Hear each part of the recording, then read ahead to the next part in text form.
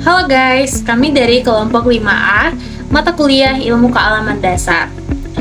Pada pembahasan kali ini, kami akan membahas mengenai bencana alam terbesar di Indonesia, di mana yaitu gempa bumi, tsunami, dan likuifaksi Donggala Palu pada tanggal 28 September tahun 2018.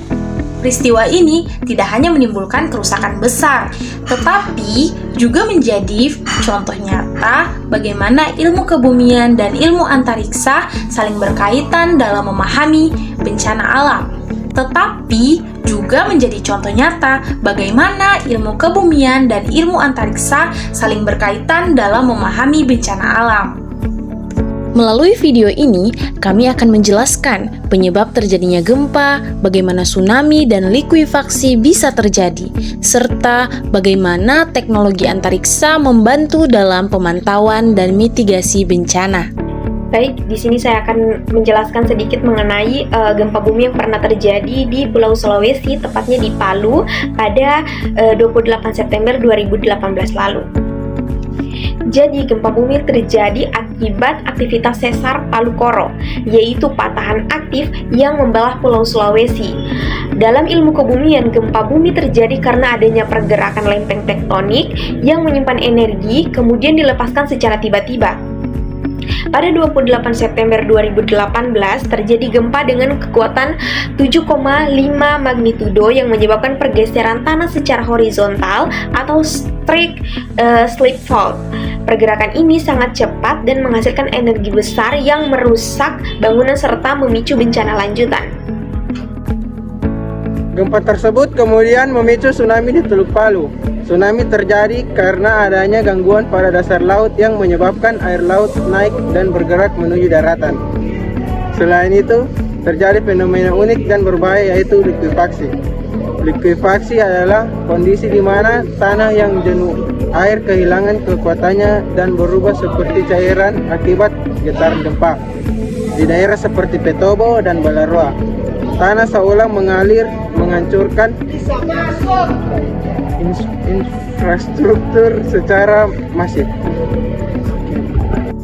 Ilmu antariksa sangat berperan penting dalam memantau dan memahami bencana ini. Melalui satelit, para ilmuwan itu dapat melihat bagaimana situasi ataupun gambaran permukaan bumi itu sebelum dan sesudah gempa.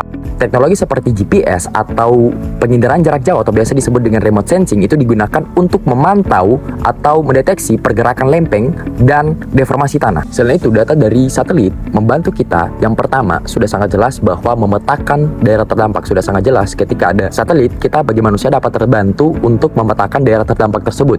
Kemudian poin yang kedua adalah mempercepat proses evakuasi. Tidak menutup kemungkinan bahwa ketika terjadi bencana alam, itu sudah sangat jelas ada yang namanya korban jiwa ataupun korban, luka-luka dan lain sebagainya. Otomatis dengan adanya satelit ini kita dapat terbantu dengan mempercepat proses evakuasi agar korban-korban tersebut dapat selamat dengan aman. Kemudian poin yang ketiga itu sudah sangat jelas merancang sistem mitigasi bencana di masa depan. Sudah sangat jelas dengan adanya sistem ini kita dapat merancang bagaimana situasi ataupun bagaimana cara pencegahan mitigasi di masa depan. Kita sudah tahu bahwa kita larinya kemana ketika tsunami, kita sudah tahu bahwa kita larinya kemana, proses evakuasi kita kemana nanti pada saat gempa dan lain sebagainya. Hal ini menunjukkan bahwa ilmu antariksa itu sangat mendukung ilmu kebumian terkait dalam mengurangi risiko bencana. Itu dari saya dan terima kasih.